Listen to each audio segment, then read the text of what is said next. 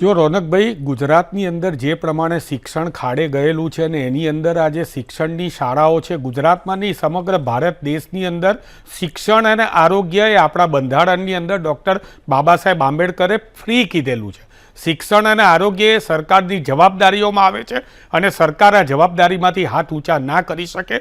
આપણે ત્યાં ગુજરાતની અંદર આવા કાયદાઓ બની ગયા છે, ઘણા બધા કાયદાઓ બની ગયા છે, પણ એ કાયદાનું ઇમ્પ્લિમેન્ટેશન નથી થતું. આ રાજકોટની વાત કરીએ તો હું એની બિહાઇન્ડ ધ સીનની વાત કરું, બિહાઇન્ડ ધ કર્ટન, કે આ રાજકોટનો જે એડ્યુ મોલ છે એના માલિક કોણ છે? તો શાળા સંચાલક મંડળના ત્યાંના પ્રાઇવેટ ગ્રાન્ટેડ શાળા સંચાલક મંડળના જે પ્રમુખ છે ડીબી મહેતા, એમનો દીકરો જે છે એ આ 7 માળનો મોલ ચલાવે છે. એમની જોડે એમના જે મિત્રો છે, જે સ્કૂલના સંચાલકો છે, એમનું ઇન્વેસ્ટમેન્ટ થયેલું છે. આ એ જ ડીબી મહેતા છે કે જે ભારતીય જનતા પાર્ટીના કોઈપણ કાર્યક્રમની અંદર માનનીય મોદી સાહેબ આવે કે મુખ્યમંત્રી શ્રી આવે ત્યારે વિદ્યાર્થીઓ ભેગી કરવાની જવાબદારી છે એ એમની હોય છે.